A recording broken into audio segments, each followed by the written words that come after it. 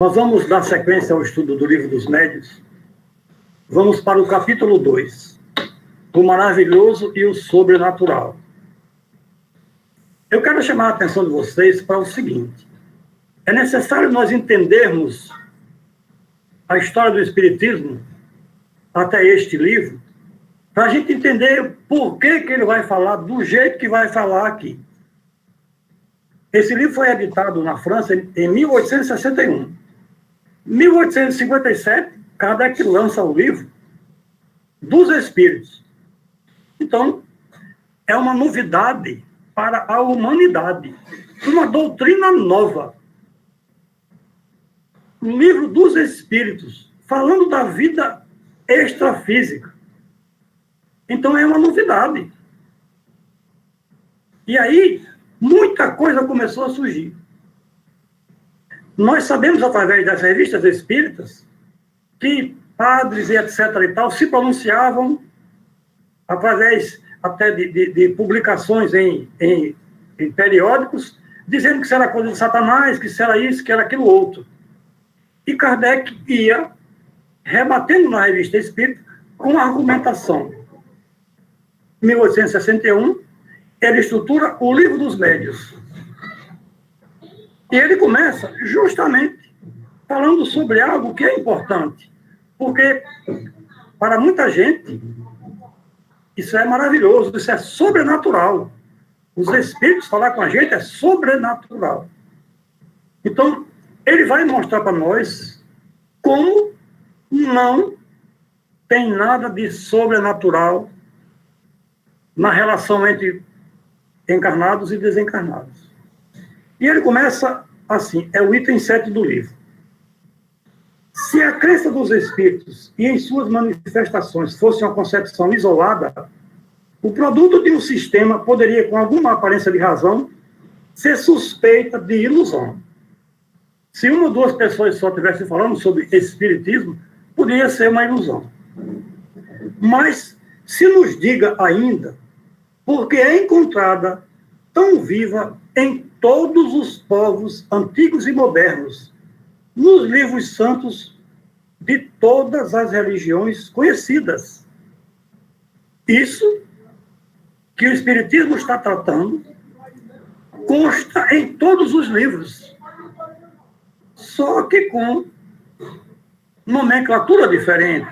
É o Espírito Santo, é o Santo Anjo, mas são fenômenos entre vivos e mortos.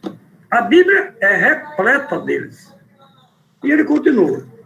Dizem alguns críticos que é porque em todos os tempos o homem amou o maravilhoso.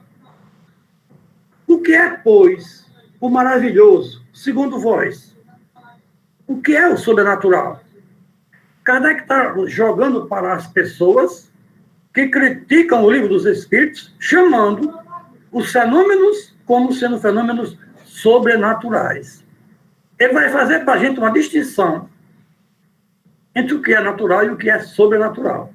Para que a minha razão, a nossa lógica, procure saber se o que a doutrina está mostrando é sobrenatural. E ele continua.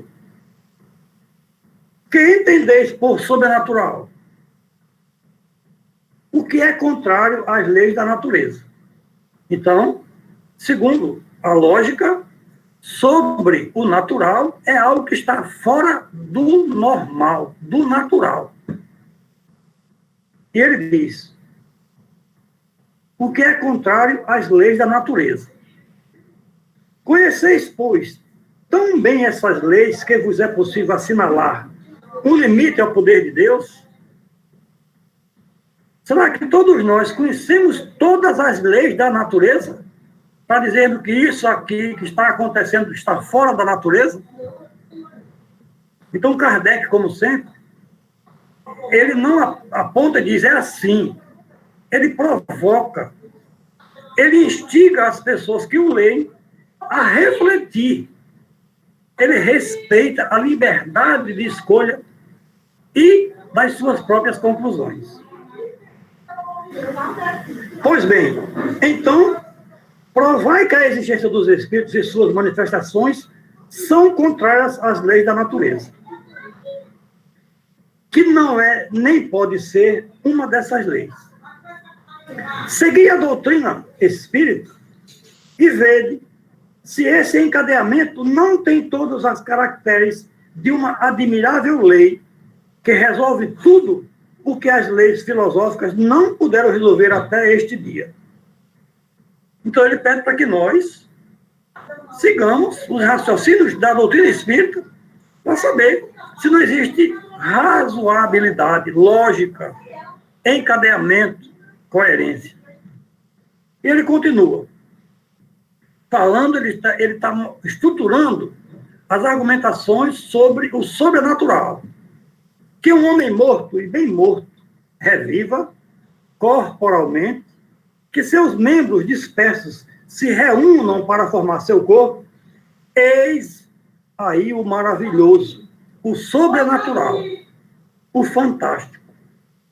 Estaria aí uma verdadeira derrogação de Deus. Não pode realizar senão por um milagre. Mas nada há de semelhante na doutrina. Então, na doutrina espírita, não existe nada de absurdo. Não existe nada que mostre que Deus está derrogando as suas próprias leis. Todavia, aí o item 8, disse-a, admitisse que um espírito pode erguer uma mesa e mantê-la no espaço sem ponto de apoio. Não é isso uma derrogação da lei da gravidade? Sim, da lei conhecida. Mas a natureza disse a sua última palavra? Antes que se tivesse experimentado a força ascensional de certos gases, quem teria dito que uma pesada máquina, levando vários homens, pudesse superar a força de atração? Kardec está mostrando e utilizando o que ocorria no período na França e toda a Europa, que era o movimento das mesas girantes, que se erguiam sozinhas, sem ponto de apoio. E isto era chamado de sobrenatural, que era algo fora das leis naturais. E Kardec está mostrando, será que a gente conhece todas as leis? Será que a gente conhece os gases e suas qualidades, suas propriedades? Ele mostra a argumentação para a gente ponderar. Aos olhos do vulgo, isso não deveria parecer maravilhoso, diabólico? Aquele que tivesse proposto há um século transmitir um despacho a 500 léguas e de lá receber a resposta em alguns minutos, teria passado por um louco. Se o tivesse feito, ter-se acreditado que tinha o diabo às suas ordens, porque então só o diabo era capaz de ir tão depressa. Porque, pois, um fluido desconhecido não teria a propriedade, em dadas circunstâncias, de contrabalançar o efeito da gravidade, como o hidrogênio contrabalança o peso do balão. Isso notemo-lo de passagem.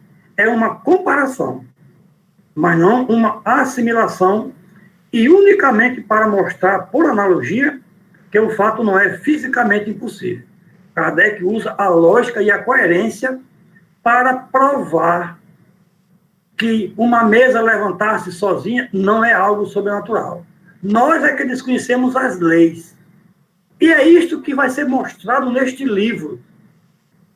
Esse é o ponto. Então, ele está colocando tudo isso aqui nessa introdução, nesse início de livro, para que a gente entenda como é que foi todo esse trabalho. Quais foram as argumentações que ocorreram. E essas argumentações que surgiram no período foram úteis para que se estruturasse esse livro, para que hoje nós estudássemos e observássemos que realmente nós precisamos estudar. Ele continua aqui no item 9. Se o fato está constatado, dirão, nós o aceitamos. Aceitamos mesmo a causa que vindes de assinalar a de um fluido desconhecido. Mas o que prova a intervenção dos espíritos. Aí está o maravilhoso, o sobrenatural. Então, Kardec avança um pouco mais e diz, tudo bem, está certo que seja um fluido, mas como é que você me diz que é um espírito? Kardec começa a complicar a situação. E ele continua. Seria preciso aqui toda uma demonstração que seria inoportuna e teria, aliás, duplo emprego, porque ressalta de todas as outras partes do ensinamento. Contudo, para resumi-la, em algumas palavras, diremos que está fundada em teoria sobre este princípio. Qual é a teoria? Todo efeito inteligente deve ter uma causa inteligente. Na prática, sobre a observação de que os fenômenos ditos espíritas, tendo dado provas de inteligência, deviam ter sua causa fora da matéria. Que essa inteligência, não sendo a dos assistentes, isto é um resultado da experiência, deveria estar fora deles. Uma vez que não se via o ser operante, era, pois, um ser invisível. Kardec, traído para estudar o espiritismo, quando ele viu a ocorrência de um fenômeno espírita, e ele observou que aquela mesa, um ser material, estava dando respostas inteligentes. Então, é a teoria. Todo efeito inteligente tem que ter uma causa inteligente. Foi então que, de observação em observação, se chegou a reconhecer que esse ser invisível, ao qual se deu o nome de espírito, não era outro senão a alma daqueles que viveram corporalmente, e que a morte despojou do seu grosseiro envoltório visível, não lhes deixando senão um envoltório etéreo, invisível em seu estado normal. Eis, pois, o maravilhoso e o sobrenatural reduzidos à sua mais simples expressão. Quando a gente descobre, fica fácil. Aí a gente diz, era só isso. Agora, estudando, a gente percebe que é tão simples. Mas, naquele período, 1861, era novidade. Mesmo as pessoas se divertindo com as mesas, não buscavam estudar, refletir sobre o que estava ocorrendo. É aquilo que nós falamos quando, na quarta-feira, citamos que os espíritos se comunicavam com Jesus, falavam com Jesus, questionavam Jesus. E o que era aquilo? Era um fenômeno espírita, porque não era o encarnado que falava. Todos sabiam que o que estava ocorrendo ali era uma intervenção extracorpórea. Aqui, ele está se atendo aos fenômenos que todos na França, todos na Europa, sabiam, viam e experienciavam. E ele continua. A existência de seres invisíveis, uma vez constatada, sua ação sobre a matéria resulta da natureza do seu envoltório fluido. Essa ação é inteligente porque, em morrendo, não perderam senão seus corpos, mas conservaram a inteligência que é sua essência. Aí está a chave de todos esses fenômenos considerados erradamente sobrenaturais.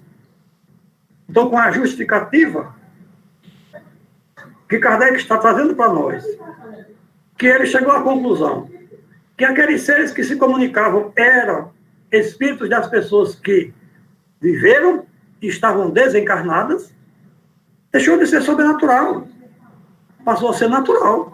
Agora, nós vamos ter que aprofundar o nosso conhecimento nessa situação para entendermos as suas leis, porque isso tem regras, normativos que a gente vai aprender nesse livro. Kardec, com certeza, teve inúmeras confirmações nas perguntas que ele fez à mesa.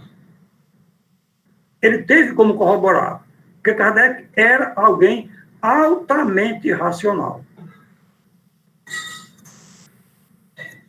No item 11, ele fala assim: os que atacam o espiritismo em nome do maravilhoso se apoiam, pois, geralmente, no princípio materialista, uma vez que, denegando todo o efeito extramaterial, denegam, por isso mesmo, a existência da alma.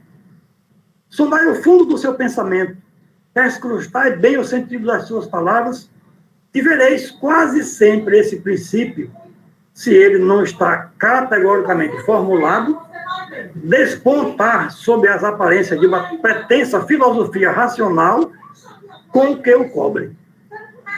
Em rejeitando, por conta do maravilhoso, tudo o que decorre da existência da alma, estão, pois, consequentes consigo mesmos.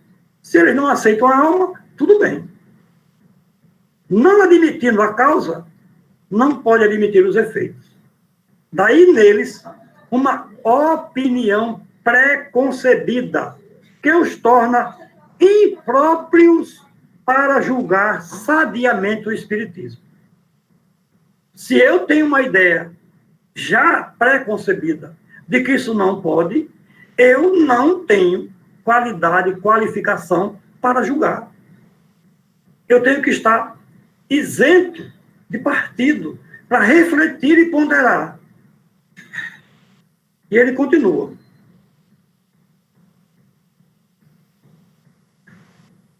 porque partem do princípio da negação de tudo o que não é material. Quanto a nós, do fato de admitirmos os efeitos que são a consequência da existência da alma, se segue que aceitamos todos os fatos qualificados de maravilhosos, que sejamos os campeões de todos os visionários, os adeptos de todas as utopias, de todas as excentricidades sistemáticas, seria preciso conhecer bem pouco o espiritismo para pensar assim. Nós, espíritas, que nos esclarecemos no conhecimento, não aceitamos tudo que se diga que seja fenômenos espíritas. Existe, inclusive, o fenômeno anímico. Eu que digo que foi um espírito, mas eu sou eu mesmo. Então, nós não aceitamos tudo, porque Kardec pede que nós utilizemos o raciocínio. É preferível rejeitar 99 verdades a aceitar uma mentira. Ele pede para que a gente use o raciocínio. Será preciso que você... Bom, mas nossos adversários não o encaram de tão perto. A necessidade de conhecer aquilo de que falam é o menor dos seus cuidados. Falam porque querem falar, mas eles não têm cuidado de buscar conhecer. Segundo eles, o maravilhoso é absurdo. Ora, o espiritismo se apoia nos fatos maravilhosos. Portanto, o espiritismo é absurdo. É para eles um julgamento sem apelação. Isto era o que Kardec ouvia constantemente no período em que ele estava elaborando toda a estrutura da doutrina. Vamos ver isso constantemente nas leituras dos artigos nas revistas espíritas desde 1858. Os absurdos que eram ditos sobre a doutrina. E ele continua aqui no item 12. Em lógica elementar, para se discutir uma coisa, é preciso conhecê-la, porque a opinião de um crítico não tem valor, senão quando fale com perfeito conhecimento da causa. Só então sua opinião, ainda que errônea, pode ser levada em consideração. Mas de que peso é ela sobre uma matéria que não conhece? O verdadeiro crítico deve provar não somente erudição, mas um saber profundo no que concerne ao objeto que trate, um julgamento sadio e de uma imparcialidade a toda prova. De outro modo, qualquer menestrel poderia se arrogar o direito de julgar um Rossini E um aprendiz de pintura, o de censurar Rafael Sanzio. No item 13, ele continua. O Espiritismo não aceita, pois, todos os fatos reputados maravilhosos ou sobrenaturais. Longe disso. Demonstra a impossibilidade de um grande número deles e o ridículo de certas crenças que constituem, propriamente falando, a superstição. Mais embaixo ele fala, em atacando o que ele mesmo refuta, provais vossa ignorância da coisa e vossos argumentos se perdem. Mas onde se detém a crença do Espiritismo? Disse-a. Lede, observai e o sabereis. Toda ciência não se adquire senão com tempo e estudo. Ora, o Espiritismo, que toca nas mais graves questões da filosofia, a todas as ramificações da ordem social, que abarca ao mesmo tempo o homem físico e o homem moral, é ele próprio, o Espiritismo, toda uma ciência, toda uma filosofia que não pode ser apreendida em algumas horas, como todas as outras ciências. Haveria tanta puerilidade e infantilidade ver todo o Espiritismo em uma mesa gigante, como em ver toda a física em certos jogos infantis. Para todo aquele que não quer se deter na superfície, não são precisos horas, mas meses e anos para sondar-lhe todos os arcanos. Que se julgue por aí o grau do saber e do valor da opinião daqueles que se arrogam o direito de julgar, porque viram uma ou duas experiências, o mais frequentemente à guisa de distração e de passatempo. Lamentavelmente, nos dias atuais, apesar de tudo isso estar aqui registrado, nós nos deparamos com casas espíritas, com trabalhadores espíritas, que querem levar todas as pessoas que vão à sua casa espírita para o trabalho mediúnico, para que eles participem, vejam, sei lá, e se convençam dessa forma. É um equívoco, porque é uma ciência e é preciso estudá-la primeiro. E aí, a gente segue aqui, eles dirão, sem dúvida, que não tem tempo disponível para dar todo o tempo necessário a esse estudo. Seja, nada os constrange a isso. Mas então, quando não se tem tempo para aprender uma coisa, não se ocupe em falar sobre ela, menos ainda em julgá-la, se não quiser ser acusado de leviandade. Ora, quando mais se ocupa uma posição elevada na ciência, menos se é desculpável por tratar levianamente um assunto que não se conhece. Aí, no item 14, Kardec diz, nós nos resumimos nas proporções seguintes. Primeiro,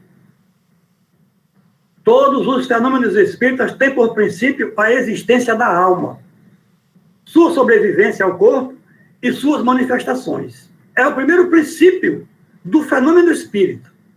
Segundo, estando estes fenômenos fundados sobre uma lei da natureza, não tem nada de maravilhoso, nem de sobrenatural, no sentido vulgar dessas palavras. Terceiro, muitos fatos não são reputados sobrenaturais, senão porque não se lhes conhece a causa. Indicando-lhes o Espiritismo uma causa, os faz entrar no domínio dos fenômenos naturais. Quarto, entre os fatos qualificados de sobrenaturais, há muitos que o Espiritismo demonstra a impossibilidade e classifica entre as crenças supersticiosas. Quinto, conquanto o Espiritismo reconheça em muitas crenças populares um fundo de verdade, não aceita de nenhum modo a solidariedade de todas as histórias fantásticas criadas pela imaginação. Sexto, julgar o Espiritismo pelos fatos que ele não admite é provar ignorância e tirar todo o valor para a sua opinião. Sétimo, a explicação dos fatos admitidos pelo Espiritismo suas causas e suas consequências morais, constituem toda uma ciência e toda uma filosofia que requerem um estudo sério, perseverante e aprofundado. Desde o início do Livro dos Espíritos, constantemente Kardec coloca a questão do estudo moral, base da doutrina dos Espíritos. Oitavo, o Espiritismo não pode considerar como crítico sério, senão aquele que tiver visto tudo, estudado tudo, aprofundado tudo, com a paciência e a perseverança de um observador consciencioso, que soubesse sobre o assunto quanto o adepto mais esclarecido, que tivesse, por conseguinte, aurido seus conhecimentos em outro lugar do que nos romances da ciência, a quem não se pudesse opor nenhum fato do qual não tivesse conhecimento, nenhum argumento que não tivesse meditado, que refutasse não por negação, mas por outros argumentos mais peremptórios, que pudesse, enfim, assinalar uma causa mais lógica para os fatos averiguados. Este crime está ainda por se encontrar. Até hoje, não temos ninguém que refute o fenômeno espírita. E aí, no item 15, ele vai falar para nós sobre o que é o maravilhoso. Em sua acepção primitiva, e por etimologia, a palavra milagre significa coisa extraordinária, coisa admirável a ver. Mas essa palavra, como tantas outras, fugiu ao seu sentido original. E hoje se diz, segundo a academia, Kardec falando naquele período, de um ato do poder divino contrário às leis comuns da natureza. Tal é, com efeito, a sua acepção usual, e não é senão por comparação e por metáfora que se aplica às coisas vulgares, que me surpreende e cuja causa é desconhecida. Não entra de modo nenhum em nossos objetivos examinar se Deus pode julgar útil, em certas circunstâncias, derrogar as leis estabelecidas por ele. Nosso objetivo é unicamente demonstrar que os fenômenos espíritas, por extraordinários que sejam, não derrogam de nenhum modo essas leis. Não têm nenhum caráter miraculoso, nem são maravilhosos ou sobrenatural. O milagre não se explica. Os fenômenos espíritas, ao contrário, se explicam de maneira mais racional. Não são milagres, mas simples efeitos que têm sua razão de ser nas leis gerais. Todos os dias a ciência faz milagres aos olhos dos ignorantes. Eis porque, outrora, aqueles que sabiam mais do que o vulgo passavam por feiticeiros. E como se acreditava que toda a ciência sobre-humana vinha do diabo, eram queimados. Hoje, quando se está muito mais civilizado, contentam-se em mandá-los para o hospício. Os espíritas se tornam loucos. Mas se esse homem não tem senão as aparências da morte, ele vai falar aqui na questão das pessoas serem ressuscitadas. Que um homem realmente morto, como dissemos desde o princípio, por uma intervenção divina, é aí um milagre da natureza. Mas se esse homem não tem senão as aparências da morte, se há um resto de vitalidade latente, e que a ciência ou uma ação magnética chega a reanimar para as pessoas esclarecidas, é um fenômeno natural. Mas aos olhos do vulgo, ignorante, o fato passará por miraculoso. E lá, mais no final, ele diz, o Espiritismo, em nos esclarecendo sobre essa força, nos dá a chave de uma multidão de coisas inexplicadas e inexplicáveis por todo outro meio, e que puderam, nos tempos recuados, passar por prodígios. Revelam da mesma forma que o magnetismo, uma lei, senão desconhecida pelos menos pelo menos, mal compreendida, ou melhor dizendo, conheciam-se os efeitos porque se produziram em todos os tempos, mas não se conhecia a lei. E foi a ignorância dessa lei que engendrou a superstição. No item 16, eles colocam para nós o seguinte: os fenômenos espíritas, da mesma forma que os fenômenos magnéticos, antes de se desconhecesse a causa, passaram por prodígios. Ora, como os céticos, os espíritos fortes, quer dizer, aqueles que têm o privilégio exclusivo da razão e do bom senso, não creem que uma coisa seja possível desde que não a compreendessem. Eis porque todos os fatos reputados prodigiosos são objeto de suas zombarias, e como a religião contém um grande número de fatos desse gênero, não creem na religião. E daí a incredulidade absoluta, não há senão um passo. O Espiritismo, explicando a maioria desses fatos, lhes dá uma razão de ser. Ele vem, pois, em ajuda da religião, demonstrando a possibilidade de certos fatos que, por não terem mais o caráter miraculoso, não são menos extraordinários. E Deus não é menos grande, nem menos poderoso, por não ter derrogado as suas leis.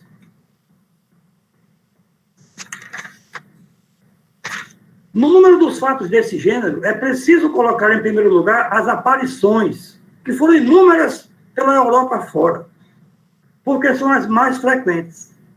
A de Salete, que divide mesmo o clero, para nós não tem nada de insólito.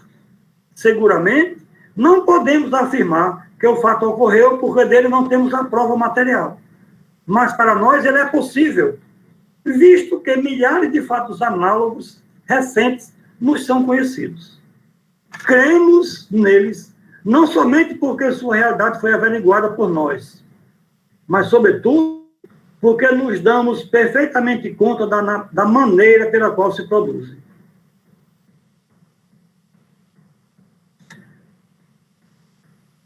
Aqui, mais ao final, ele coloca: cada um pode, a esse respeito, guardar suas convicções.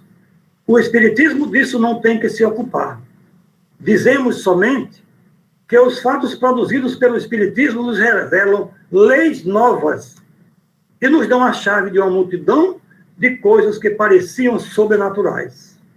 Se alguns daqueles que passavam por miraculoso nele encontram uma explicação lógica, é um motivo para não se apressarem em negar o que não se compreende. Os fenômenos espíritas são contestados por certas pessoas precisamente porque parecem fugir da lei comum e porque deles não se dão conta. E dá-lhes uma base racional e a dúvida cessa. A explicação, neste século em que não se pagam as palavras, é, pois, um poderoso motivo de convicção. Vemos também todos os dias pessoas que não foram testemunhas de nenhum fato, que não viram nenhuma mesa girar, nenhum médium escrever, e que são tão convencidas quanto nós, unicamente porque leram e compreenderam. Se não devesse crer, senão no que se vê com os olhos, nossa convicção se reduziria a bem poucas coisas. Porque nós não vemos os vírus, as bactérias, e sofremos os efeitos deles constantemente. Então, nós estamos vendo aqui a perfeição. Eu estou tentando colocar para vocês de uma forma a que nós entendamos o porquê que Kardec está falando dessa forma. Aparentemente, parece que são palavras que são desnecessárias, mas não. É para que nós entendamos a fortaleza da doutrina. Kardec não colocou palavras porque quis colocar, não. Kardec tinha as razões para colocar essas palavras dessa maneira. Antes de começar a falar nas leis das vibrações fluídicas, de assimilação e etc., ele começou a mostrar que as pessoas, naquele período, diziam que não era possível ou que era absurdo, sem sequer parar para refletir. E nós estamos agora em uma era que não podemos ficar simplesmente no achar. A gente tem que buscar, conhecer, saber, para que a gente tenha a convicção. Então, desde o princípio, a gente percebe que a equipe espiritual que orientava Kardec sabia o que estava fazendo. Esses 2 livros, os livros, todos eles que compõem a doutrina espírita, eles são robustos demais. Não há como alguém derrubar nenhum argumento desse, porque eles são lógicos e coerentes. Eles têm uma base estrutural. Então, meus irmãos, eu espero ter sido, de alguma forma, claro no transmitir essa parte desse capítulo, porque é necessário a gente dar uma revisada nisso aí, para a gente entender o que vai se seguir daqui para frente. Fico agradecido pela atenção de todos vocês, espero ter sido útil e fico aberto a algum questionamento. Obrigado pela oportunidade. Muito obrigado, Sr. Inácio, pela sua leitura e pela sua interpretação destes textos. Como o Sr. Inácio referiu, vamos abrir agora um espaço para que todos possam se pronunciar ou fazer seus questionamentos. Então, a partir desse momento, quem desejar, por favor, abra o microfone, eu vou chamando um a um.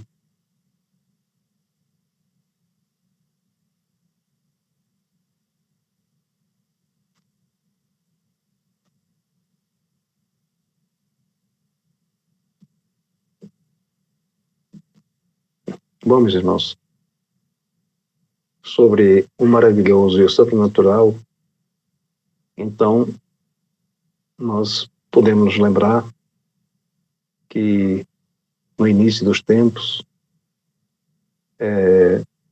o fogo era para os povos o sobrenatural e o maravilhoso. Depois, o homem, entendendo as leis, ou entendendo como podia fazê-lo e produzi-lo, começou a usá-lo para seu benefício. É um pouco do que Kardec nos vem alertar. O maravilhoso e o sobrenatural, no que respeita à sobrevivência da alma após a morte do corpo, é o fato que, após a sua explicação, passa a ser também uma ferramenta de progresso.